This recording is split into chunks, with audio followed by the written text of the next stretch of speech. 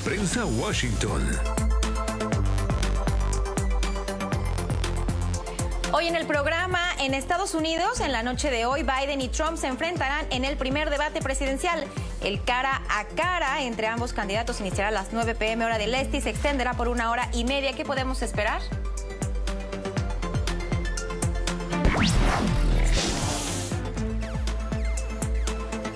En Bolivia, calma a esta hora tras la presunta intentona golpista. Unidades militares ocuparon el Palacio Gubernamental en La Paz y luego se replegaron. Luis Arce ha nombrado nuevos mandos militares, mientras que el antiguo comandante ha sido destituido y arrestado. ¿Qué viene ahora?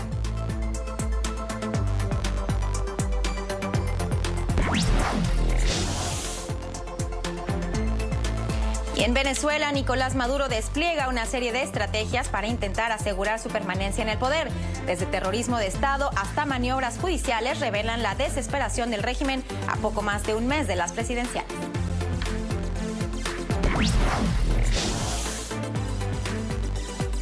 Estos y otros temas de la agenda del día los estaremos discutiendo hoy. Yo soy Paulina Chávez y les doy la bienvenida a una nueva edición de Club de Prensa Washington, el espacio en donde analizamos los temas más relevantes de la actualidad internacional con los mejores periodistas, corresponsales y analistas desde Washington y el resto del mundo.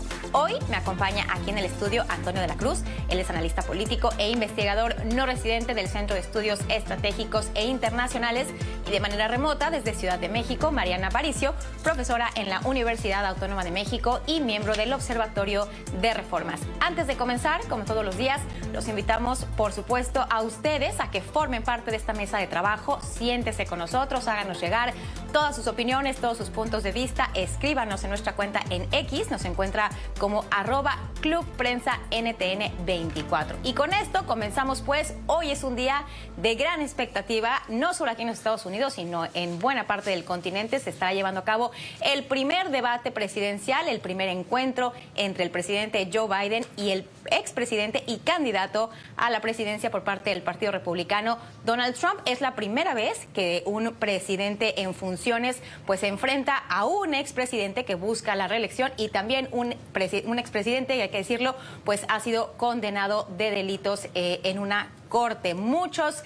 elementos de novedad en este debate que ha generado pues una gran expectativa en un momento en el que buena parte de la población se siente desanimada por el hecho de que fueron estos dos candidatos los que llegaron hasta el final de esta contienda. Un momento clave también en el que el promedio de encuestas a nivel nacional pues marca un empate técnico a nivel nacional y una ligera ventaja del expresidente Donald Trump en algunos de los estados bisagra. Comienzo contigo, Antonio de la Cruz. Gracias por estar con nosotros. Se espera que esta noche se aborden, por supuesto, temas de gran relevancia para el electorado estadounidense, temas como la economía, la inflación, la inmigración, la política exterior de Estados Unidos respecto a la guerra en Gaza, el apoyo a Ucrania, la relación con China. ¿Qué podemos esperar de los candidatos? ¿Cómo llegan el presidente Biden y el expresidente Donald Trump? Sí, gracias, Paulina. ¿Qué ocurre? Veamos al primer debate. Es un debate que, si vemos, fue planteado por los demócratas en un momento en el que la candidatura de Biden no lograba despegar, se mantenía con un margen de 3-4 puntos por debajo. Consiguieron que la mejor estrategia para salir de eso era ir a un debate, y se lo proponen precisamente al grupo de Trump. Él acepta, y acepta en las condiciones con CNN, con los periodistas, ¿verdad? Que no son todos los que a él le hubiese gustado, pero acepta esas condiciones porque piensa que él es un gran jugador. Recordemos que Trump piensa que él es un hombre de la negociación, del medio, que puede controlar. Y aquí hay un gran riesgo. O lo logras salvar hoy el partido, ya que estamos en Copa de América y la Eurocopa, o lo pierdes todo. Porque el próximo debate es dentro de 11 semanas. Si bien es cierto, en el pasado el primer debate de muchos candidatos lo perdían, pero se recuperaban porque eran las 2 semanas, 3 semanas. Pero aquí es en septiembre el próximo debate, y eso va a tener un impacto. Por eso es que este debate es tan clave para el desempeño. Entonces es un debate también, como lo señalaste, que el electorado está igual. Las encuestas ya dan casi es un empate técnico. Pero entonces, ¿a quién están buscando? Están buscando a los independientes, a los indecisos, porque además hay un gran rechazo hacia los dos candidatos por parte de la población. Según la encuesta de Associated Press, creo que es 56% que no quiere la candidatura de Biden y 51% a Trump. O sea que hay un gran rechazo, lo que se llaman en inglés los double haters, o sea, los que rechazan a los dos. Y ellos van a ser clave para definir esta elección, que lo podemos ubicar entre indeciso o independiente. Entonces, es un mensaje cierto. ¿Y qué mensaje van a colocar? Bueno, el presidente Biden se ha preparado para esto, ha estado una semana en Camp David, ha tenido todo un escenario, ha tenido hasta un doble, entre comillas, de Trump para debatir con él. Y es lo que va a buscar colocar un mensaje de Trump el egoísta, yo lo traigo el egoísta, pero sobre y Biden el que se preocupa por ti, el que toma en cuenta al país. Entonces básicamente se va a mover desde el punto de vista de Biden en ese marco de referencia, mostrar cómo Trump ha fracasado en los negocios, cómo Trump logró lo que ocurrió en el Capitolio, ¿verdad? Lo va a tratar de llevar hacia la condena de Nueva York, ¿verdad? Que es un felón, y va a tratar de llevarlo hacia allá. Pero esto es un debate que además es muy particular, porque los micrófonos se silencian. Entonces, interrumpir, que le encanta a Trump, ¿verdad? Participar, interrumpir, lo vimos en los juicios, ¿verdad? Que no se queda tranquilo y el juez lo tenía que amenazar y le puso multa por que habla mucho, no se queda callado. Va a ser una prueba para él también.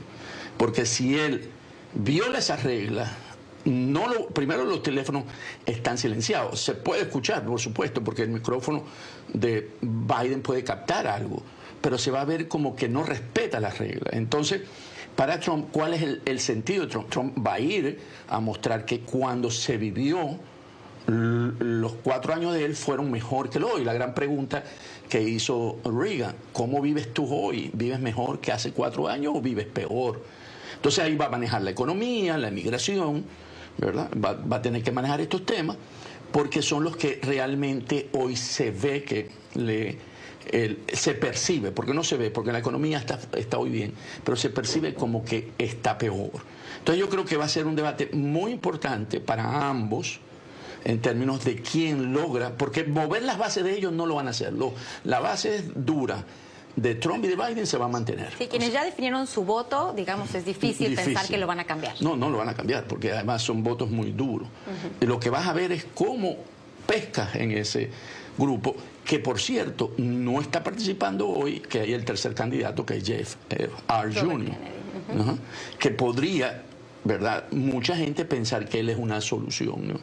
Y lo que vimos ahorita en algunas primarias es que el electorado se está moviendo más hacia el centro. O sea, vimos que ni ganaron los radicales de los demócratas ni los MAGA de Trump. O sea, el electorado anda buscando ahora, ante esta polarización tan fuerte, es buscar más o menos algo al centro. Entonces, aquí va a ser muy importante cómo transmiten ese mensaje de futuro.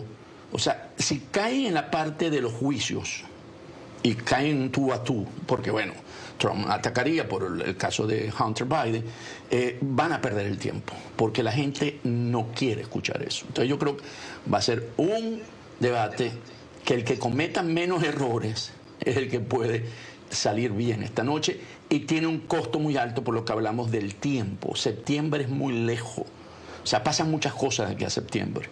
En un mundo, desde una guerra, por ejemplo, no la queremos en el Medio Oriente, que pondría movería todos los precios del petróleo, generaría una serie de condiciones que hoy no están presentes en el debate.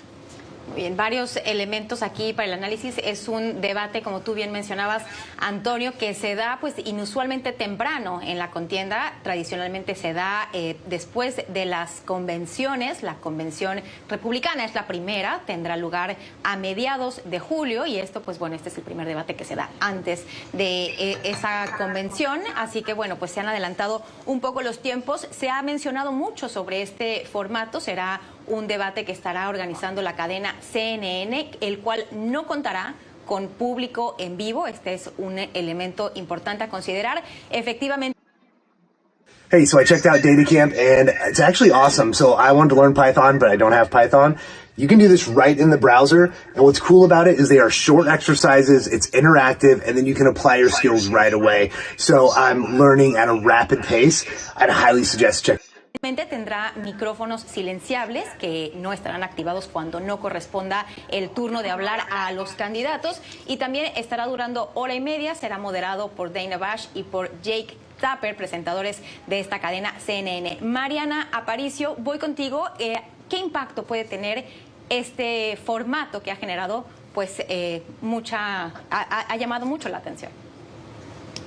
Por supuesto, sí que ha llamado la atención, sobre todo porque, como bien decía Antonio, conocemos, ya es muy conocido la estrategia del presidente Donald Trump.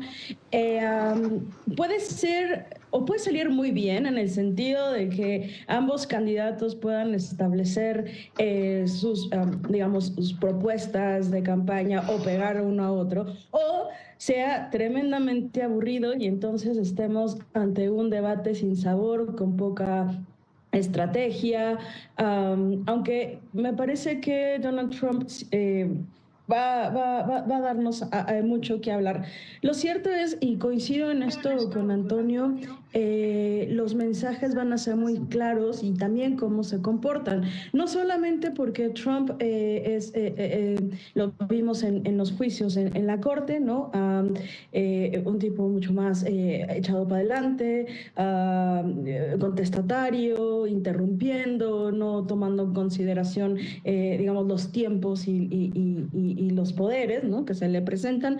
Pero también sí, el presidente Biden se torna un poco más tranquilo, que no reacciona. Eso también puede ir en detrimento de lo que se quiere enviar. Un debate muy pronto ante un electorado, bien decías al inicio, Paulina, en un empate técnico. Depende qué encuesta uno pueda observar o revisar, pero creo que uno de los mensajes más interesantes que tiene esta elección en particular es que ya el electorado conoce a ambos candidatos, ya sabe qué es lo que puede esperar de ellos, una radicalización por parte de alguno de ellos en temas muy sensibles que interesen al electorado estadounidense, pero también esta elección tiene al mundo bastante preocupado por lo que puede implicar en términos de política internacional. La primera cuestión que me gustaría señalar es el tema doméstico. Hay un informe del Pew que sugiere que los votantes están bastante frustrados hacia el gobierno federal. Piensan que el sistema político funciona muy bien alrededor del 4%, y tiene una confianza en el futuro, y alrededor del 16% confía que lo hace la mayoría de las veces. Sin embargo, eso es una cuestión que coincido con Antonio, 7 de cada 10 votantes opinan que son grandes empresarios, el cabildeo, los donantes ricos, los que tienen mayor capacidad de influencia en la toma de decisiones del gobierno. Caso contrario, los ciudadanos no se consideran o no consideran que pueden influir en la toma de decisiones, sobre todo pensando, ¿no?, en sus representantes en el Congreso. En julio del año pasado, por ejemplo, se identificó que el voto no tiene que ver hacia un origen racial, étnico, o que comparten del mismo sexo. Entonces, las preferencias y las ideas políticas compartidas entre los votantes y los políticos, en este caso en los presidentes, es lo que tiende o sería, ¿no?, la posibilidad de jalar este voto indeciso para poder tener mayor presencia y tratar de desempatar este empate técnico en temas electorales.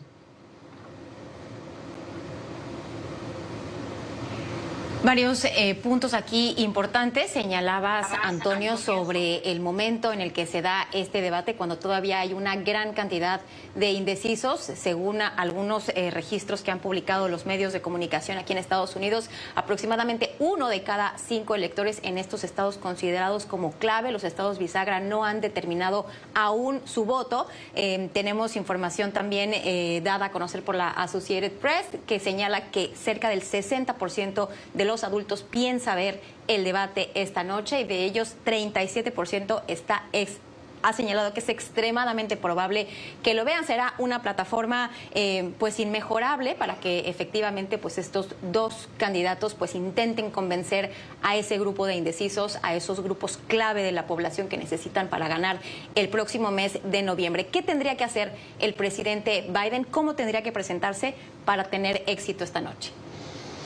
Para esta noche, a ese público adulto que generalmente es el que consume ese producto, la televisión, básicamente el mensaje es un mensaje sobre los sentimientos de que lo que ha hecho Biden en esta administración, que tiene logros, pero que al no poderlo vender, y la percepción hoy en política es realidad, lo ven como que la economía no funciona, y sabemos que tiene buenos indicadores en ese sentido. Entonces tendría que posicionar, buscar cómo colocar esos mensajes de que para ese público, porque el público que hoy está en una situación más difícil son los jóvenes, que no consumen televisión sino consumen redes sociales. Entonces, ¿qué ocurre? Por supuesto, de aquí se va a tomar clips para poderlos pasar en redes sociales y poder sacarle, porque en un mundo donde la posverdad es un elemento importante, la polarización es la otra, y el populismo van a tratar de buscar. Recordemos que la guerra del Medio Oriente ha cambiado ese sentimiento, sobre todo por lo que vimos en las universidades, las protestas contra Israel. Yo creo que ahí va a tener que colocar un mensaje el presidente Biden también, no tanto para el público, sino cuando vayan a trasladar ese mensaje hacia las redes, poderla llevar, porque ahí sí va a tener, ahí sí hay un área de que no está en este momento totalmente decidida por uno u otro candidato. Ahí vienen trabajando cada uno de los respectivos candidatos, pero sin embargo todavía no se determina, no se ve hacia dónde hay. Las últimas encuestas que yo vi sobre los estados clave, los swing states, Trump llevaba una ventaja en la gran mayoría, y por eso hay que buscar cómo trabajar en esos estados. Allí le da también, en vista de los juicios, se ha visto cómo ha influenciado en la recaudación de recursos por la campaña de Trump. En un dato que fue entregado la semana pasada, la campaña de Trump viene recaudando mucho más fondos que la de Biden. Y de ahí el gran esfuerzo que viene haciendo el expresidente Barack Obama buscando recursos. La brecha, la cantidad que había hasta hace una semana era de 51 millones de dólares entre Biden y Trump, a favor de Trump. Entonces, y con contribuciones pequeñas. Esta mañana escuché de que estaban recibiendo $1 millón diarios. Entonces, ¿qué te dice esto? Que eso le permite hacer campaña en estos estados precisamente, donde está la situación muy cerrada. Yo creo que aquí entonces el mensaje de Biden es un mensaje de que el país va bien, es más estable, que la democracia es un riesgo con Trump. O sea, tendría que moverse a la democracia, a los indicadores y a la parte del derecho de las mujeres, porque eso en esa población adulta también está todo lo que es la mujer profesional, la mujer que quiere tomar sus decisiones, ¿verdad? Porque ahí en los eventos anteriores le dio resultado. El voto femenino se inclinó más hacia Biden. Entonces tendría que también la lucha esa del aborto, de toda esa parte, que también forma parte de ese grupo de mensaje que le consigue adeptos.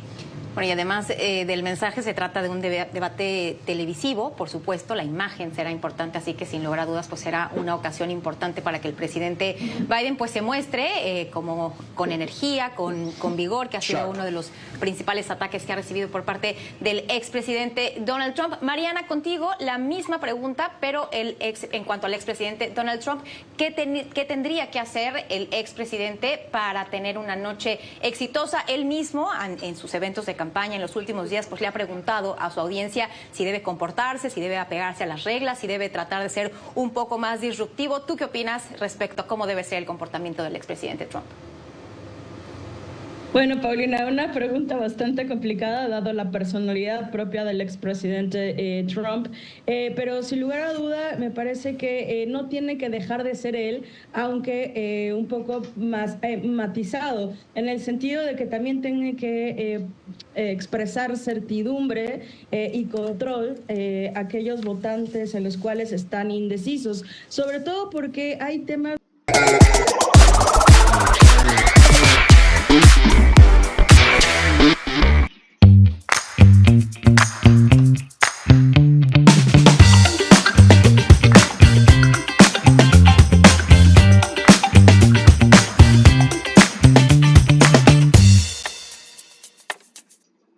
bastante sensibles que considera el electorado que Trump puede resolverlo de mucho forma más eficiente que el actual presidente Biden. Y me refiero digamos, temas de política internacional como dar algún tipo de solución a guerra Rusia-Ucrania, ¿no? El tema de Israel-Palestina, que sabemos bastante bien cuál es la posición del presidente Trump, la guerra comercial con la República Popular, el caso de Irán, que va a estar ya bastante, digamos, latente en los próximos días, lo que eso implica en términos de petróleo. Creo que el caso del presidente Trump, y en eso coincido con Antonio, va a ser tratar de mostrar al electorado con, digamos, con su muy forma característica de hacerlo, cómo las cosas están mal, ¿no? Y cómo durante su administración estábamos mucho mejor y que él puede ser, y él tiene la fuerza, el carisma para poder solucionar temas en términos de política internacional, pero también de política interna. Hay que recordar que Donald Trump, uno de los grandes temas que tiene en campaña y que puede ser muy atractivo para el electorado, tiene que ver con el tema migratorio, con la frontera México-Estados Unidos y las amenazas potenciales que implica en términos de seguridad, ¿no? De tráfico de armas, de personas, el fentanilo. Y en eso sí que el presidente Trump, el expresidente Trump, tiene una posición muy sólida. De hecho, si ustedes recordarán, en una entrevista que dio, sugirió que él sería dictador por un día, ¿no? Y que la primera de las primeras acciones que realizaría será cerrar la frontera con México. Esto es importante, sumado a otra cuestión que también en la relación México-Estados Unidos fue latente en los primeros meses de su mandato, de su primer mandato, que tiene que ver con si el Congreso denomina los cárteles de la droga como grupos terroristas. Y esto le permitiría a la política estadounidense tener una serie de acciones hacia el territorio mexicano, lo cual también tendría fricciones bastante importantes con el país y que son determinantes porque necesita tener, digamos, una relación mucho más, digamos, de diálogo también con el nuevo gobierno por el tema migratorio. Creo que vamos a ver este crisol, ¿no? de temas y de posiciones. Pero me parece, y no sé si ustedes están de acuerdo conmigo, cuando eres el opositor es mucho más claro identificar cuáles son aquellos puntos en los cuales la gente no tiene esa percepción de estar mucho mejor, lo pone en una posición de ventaja para poder exponerlo. Sin lugar a dudas, dicen allá en México que la campaña se hace en poesía y se gobierna en prosa, entonces, pues bueno, el opositor pues siempre tiene oportunidad de criticar, de prometer, pero quien está en el poder es el que tiene que dar las cuentas. Gracias, Mariana, por haber estado con nosotros, por haber compartido tu análisis con el auditorio de NTN 24. Les recuerdo, hoy a las 9 de la noche será este debate y lo podrá seguir, por supuesto, aquí en esta señal. Estaremos retransmitiendo este debate que se estará llevando a cabo a través de la cadena CNN en español. Hacemos una pausa, regresamos con más información aquí en Club de Prensa. Ya regresamos con Club de Prensa Washington por NTN 24, el canal de las Américas. Estamos de vuelta con más información y más análisis aquí en Club de Prensa hoy con Antonio de la Cruz y ahora con Hugo Hacha. Él es director de investigación y divulgación de la Fundación para los Derechos Humanos en Cuba e investigador senior del Centro para una Sociedad Libre y Segura. Gracias, Hugo, por acompañarnos. Vamos a iniciar contigo porque revisamos lo que ha ocurrido en las últimas horas allá en Bolivia. Hubo pues una intentona de golpe de Estado, hubo varias horas de caos, de confusión. El presidente Luis Arce denunció en su cuenta en X poco antes de las 3 de la tarde, la hora del este, esta intentona señalaba que habían movilizaciones irregulares en algunas unidades del ejército boliviano y que la democracia debía respetarse. El comandante, un comandante del ejército, Óscar Zúñiga, pues fue el que trató de tomar las instalaciones del Palacio de Gobierno, la Plaza Murillo, allá en la capital boliviana. Finalmente hubo pues un encuentro ahí entre el presidente y el militar, que finalmente pues fue replegado, fue destituido y fue arrestado. Hugo, ¿qué fue lo que pasó en Bolivia en el día de ayer? Bueno, Paulina, primero, muchísimas gracias por la invitación. Hay que establecer algunos puntos muy rápidos y muy claros. Primero, todos estamos en pro de la conservación y la preservación de la democracia, el Estado de Derecho, la protección de los derechos humanos y los derechos civiles. El problema, querida Paulina, es que en Bolivia no existe ninguno de estos elementos a plenitud. El gobierno del movimiento al socialismo, y esto lo definen muchas instituciones no gubernamentales y entidades confiables, es hoy una administración de naturaleza gris, con sesgos autoritarios, con presencia fuerte del crimen organizado, con presos políticos, con torturados y con personas eliminadas con fines políticos. Lo que se vio en las últimas horas, cada vez más, da la impresión de que se trató de una movilización coordinada por una administración gubernamental cada vez más débil, que tiene un conflicto interno con el señor Evo Morales, líder de la Organización de Cocaleros del Trópico de Cochabamba, y un factor político dentro del propio partido de gobierno, y parece haberse tratado de un autogolpe para impulsar la popularidad del presidente. Creo que ha tenido éxito en la medida de que yo me encuentro hoy en la Asamblea de la Organización de Estados Americanos, ha logrado llevar para sí el apoyo hacia la democracia en Bolivia y una serie de manifestaciones, pero creo, vuelvo a repetir, que no de ninguna manera resuelve las cuestiones de fondo de la conflictividad política y económica que atraviesa Bolivia. Hago una pequeña corrección, fue Juan José Zúñiga, el comandante del ejército boliviano, que estaría encabezando pues estas movilizaciones.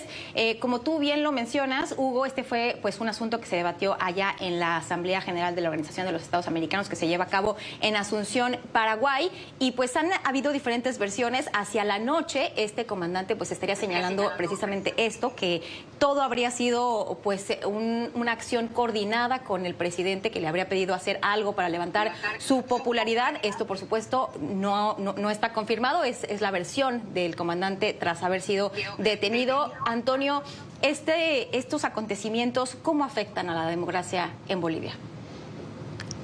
Si es un autogolpe, como se supone que podría haber sido, definitivamente es el manejo del poder para seguir en el sentido manejando, porque en Bolivia hay un proceso de elecciones en el próximo año, en noviembre.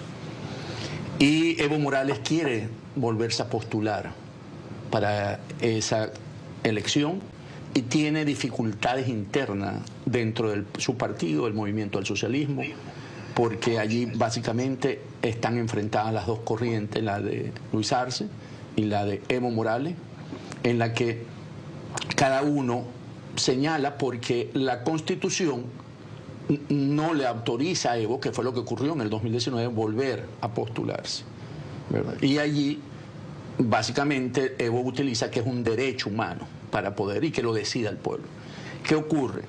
Contado por el general Juan José Zúñiga, dice en ese testimonio que da ayer, que Luis Arce lo llama y dice que necesita aumentar la popularidad porque esta semana va a ser muy crítica. Y allí él le plantea que se sacan los blindados. Y hacen un acuerdo, pero resulta que era aparentemente toda una jugada para poder levantar. Y hoy la pregunta, como la dijo ¿cómo se llama? Hugo. ¿Hoy es más popular Luis Arce o menos popular ante este evento? A la medida que vaya pasando los días, yo creo que eso no va a lograr el efecto, porque si es un autogolpe, ¿verdad? Y lo va a decir seguro Juan José Zúñiga, lo va a seguir sosteniendo. Se va a ver que es una maniobra por parte de mover la movilización de la comunidad internacional, detrás de él, los mismos pueblos.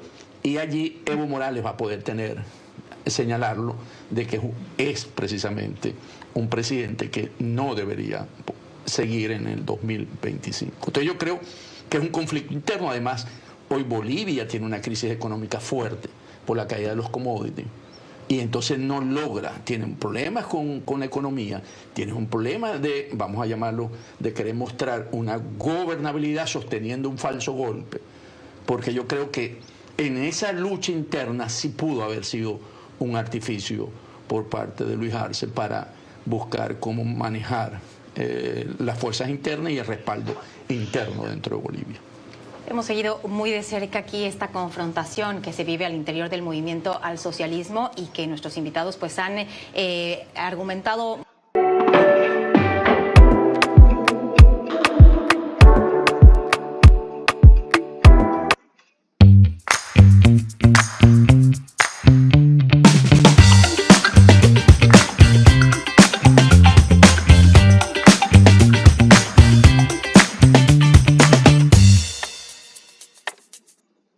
Muy bien, desde que prácticamente llegó al poder Luis Arce, pues ha tenido esta confrontación con el expresidente Evo Morales. Ambos buscan la candidatura a la presidencia para las elecciones que tendrán lugar en el próximo mes de agosto del 2025, es decir, falta poco más de un año para este encuentro. Y por supuesto que llega este acontecimiento que genera una gran atención a nivel internacional. Varios países, varios organismos internacionales, la propia OEA, la Unión Europea, se pronunciaron el día de ayer a favor de la democracia, expresando su apoyo al gobierno del presidente Luis Arce. Por supuesto, todavía pues quedan muchas interrogantes. Hugo, una de ellas, que quizás sea pronto para decidir, pero que nos gustaría escuchar tu opinión, es cómo salen precisamente los protagonistas pues de estos acontecimientos. El presidente Luis Arce, el expresidente Evo Morales y también la que está en la cárcel, la expresidenta Jeanine Áñez, que igual fue mencionada como parte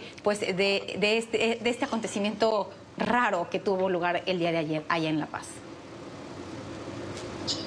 Bueno, Paulina, una de las cosas que tenemos que recordar es que en la historia reciente, y este es un término trágico para muchos países en la región, Colombia, por ejemplo, la administración gubernamental del movimiento al socialismo, tanto con Evo Morales como con Luis Arce, se han vuelto especialistas en falsos positivos, en operaciones de lo que se denomina falsa bandera. Se han hecho montajes que han sido definidos como tales, que están hoy día en organismos internacionales, que han sido analizados y tienen informes conclusivos, por ejemplo, de la Comisión Interamericana de Derechos Humanos, a donde se habla de ejecuciones extrajudiciales, prisiones ilegales, torturas y procedimientos al margen de la ley y de la Constitución.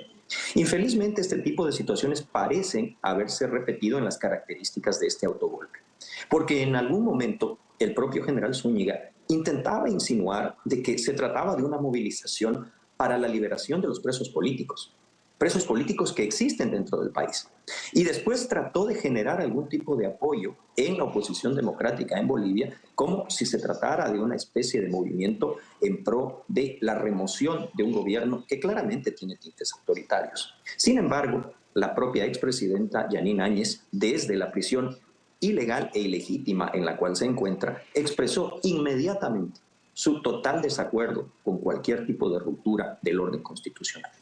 Lo mismo ha sido indicado por figuras emblemáticas de la oposición boliviana que continúan en el exilio, porque esto hay que decirlo. Millares de ciudadanos bolivianos siguen comiendo el amargo pan del exilio provocado por la administración gubernamental del movimiento al socialismo. Por ello, y como muy bien ha reflejado Antonio, el tiempo será el juez que determine el alcance de esta maniobra para intentar rescatar la popularidad de una administración gubernamental del señor Arce ampliamente deteriorada y que también determine si beneficiará de alguna manera a un candidato inhabilitado constitucionalmente como es el señor Evo Morales Aybar. Es importante recordar esto. Evo Morales efectivamente no podría presentarse a una nueva reelección después de todos los diferentes intentos que incluso derivaron en 2019 que tuviera que salir del país tras haber cometido ese fraude electoral por el cual él buscaba mantenerse en el poder. Antonio, ¿qué sigue? Yo sé que es difícil pensar porque todavía hay varias interrogantes, pero ¿qué podremos esperar en estos próximos días? Sigue el testimonio, si lo va a reafirmar, o los actores que participaron en esa intentona de golpe de Estado, porque eso va a aclarar mucho. Están en la fiscalía, están presos y por lo tanto va a tener que hacer unas declaraciones, van a llamar a todos lo que él señala ahí, seguro. Va a crear una situación inestable dentro del mismo gobierno de Luis Arce, lo veo, porque al quedar él salpicado con esto y al ser, si lo queremos llamar de alguna manera, el actor intelectual, si lo vemos que el general Zúñiga es el que actúa y es la conversación con él, entonces él sería el autor intelectual. Vamos a tener un Evo Morales arremetiendo con mucha fuerza, ¿verdad? Porque él quiere que el MAS lo apoye a él como candidato. Él no podría ser el candidato para la próxima elección, pero él quiere un apoyo interno para el poder volver a luchar y mantener su argumento de que es un derecho humano que corresponde y que eso lo debe decidir el pueblo. Tenemos entonces una crisis ahí en el MAS. En la oposición democrática no se ve todavía figuras importantes que capitalicen, porque se podría capitalizar también por parte de las fuerzas democráticas ante este hecho de manipulación de un acto como irrumpir el orden constitucional para un beneficio, ¿verdad? Aquí la comunidad internacional también va a tener que revisarse porque se comió algo que a lo mejor no era, o sea, hay un hecho, hay unas tanquetas, están en los militares en el palacio, ¿verdad? Hay un hecho y podría decir, actuamos de acuerdo a esos hechos y es cierto. Sí, a la información que se tenía en ese momento. Pero entonces, ¿cómo se va a evaluar esa parte después? Si se quedan en esa narrativa del golpe o más bien fue un autogolpe. Entonces aquí vienen varias cosas porque la comunidad internacional también va a tener que responder ante eso, sobre todo ahorita que está la Asamblea General de la OEA al lado, en Paraguay, ¿verdad? Entonces yo creo que vienen días que van a permitir ver el futuro político de Bolivia. Y brevemente, Hugo, antes de ir a la pausa, esto, bueno, todavía tendrá que definirse cómo impacta la popularidad del presidente Arce, pero esto no significa, pues, que se acaben los problemas de fondo que persisten ahí en Bolivia. No, sin duda. Paulina, primero que nada, la popularidad de Arce está en caída libre y esto tiene que ver mucho más con cuestiones de administración puramente gubernamental. La crisis económica a la que hacía mención Antonio y que yo también había referido es un hecho que afecta a las familias bolivianas. Pero por el otro lado, más allá de la ilegalidad, de la intención de Evo Morales de persistir en un retorno al poder, tenemos que reiterar un hecho puntual. Hoy día en Bolivia no existe una democracia plena, no existe un respeto a los derechos humanos, no existe una protección a los derechos civiles, existen presos políticos, existen exiliados, existen violaciones documentadas por organismos internacionales y en eso también la comunidad internacional deberá, a partir de este hecho, empezar a mirar hacia un país que hasta ahora ha tenido un régimen dictatorial en sordina y muchas veces socapado por organismos multilaterales. Bien, pues las próximas horas, sin lugar a dudas, serán determinantes para saber qué fue lo que pasó en Bolivia y cómo impactará esto al futuro de ese país. Hacemos una pausa, pero regresamos con más aquí en Club de Prensa. No se vayan.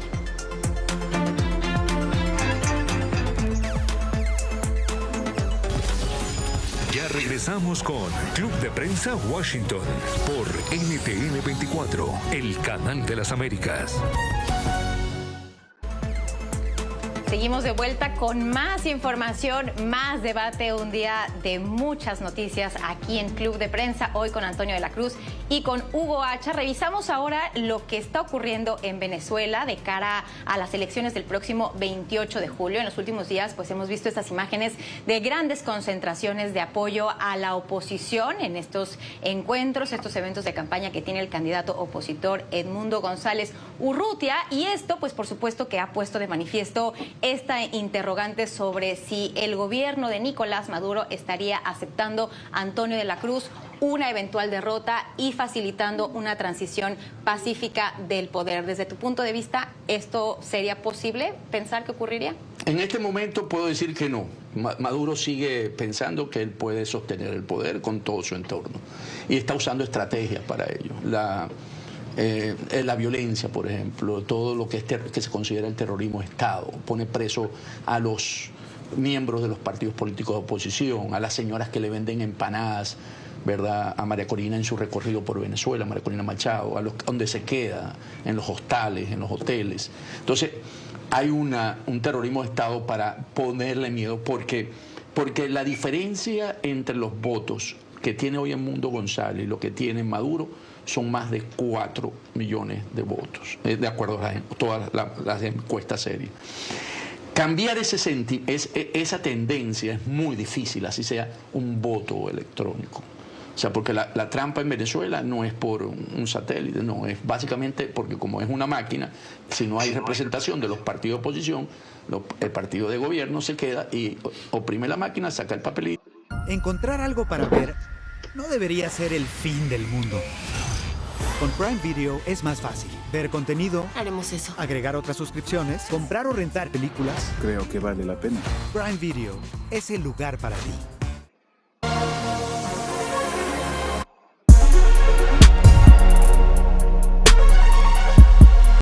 Lo mete y entonces después cuando vota el acta, tanto los votos, a algunos centros se le da 100% a Maduro, retirado.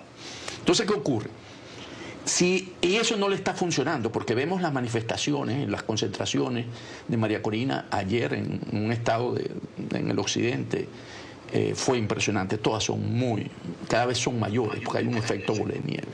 Entonces él tiene otro elemento, que es usar a los tribunales para retirar la tarjeta que apoya al candidato Edmundo, entonces sacarlo del juego, ¿no? Entonces ahí estaría evitando, pero eso también tendría una consecuencia. Y después tiene otra, por supuesto, que es crear un falso positivo, crear un estado con una violencia con Guyana, crear un estado de excepción y posponer las elecciones. Y por último, el megafraude. Todo esto genera una violencia, porque aquí lo que está planteado, si lo vemos objetivamente, es como quiere Maduro que se dé ese cambio, porque el cambio ya está dado. O sea, ya el pueblo venezolano tomó la decisión. Porque si hay una participación de 8 de cada 10 venezolanos a ir a votar, y Edmundo González de esos 8 tiene 7 en este momento, y Maduro 2 de esos 8. O sea que estaríamos hablando 6 y 1, 6 y 2. Entonces, votante. Entonces, voto. Entonces, ¿qué tenemos? ¿Cómo quiere la transición? ¿La quiere violenta o la quiere negociada? Hasta ahorita no quiere negociar, la quiere violenta. Si la tiene violenta, los costos de salida para él van a ser peor. Porque si es el 29 de julio, que es la elección del 28, es un hombre derrotado. Entonces ahí lo que estás entregando, ¿cómo me vas a entregar? Es una cuestión de rendición. O sea, ya no es una negociación para darte, porque ellos dicen queremos las garantías, queremos tal para poder hacer. Ok, se puede hacer antes, pero después es condición de rendición. O sea, ya perdiste, ¿ya qué te voy? ¿Cómo te lo entrego? O sea, ya no puedes pedir. Y sobre todo generando violencia que tiene consecuencias. Entonces yo creo que hoy Venezuela está viviendo una situación muy difícil cada día, y esto hay que verlo día a día, pero que hay un pueblo que tomó la decisión del cambio. Y eso se transmite también a los factores de las Fuerzas Armadas, porque las Fuerzas Armadas son venezolanos, no son Marte. Entonces, bueno, yo creo que estamos en esa situación.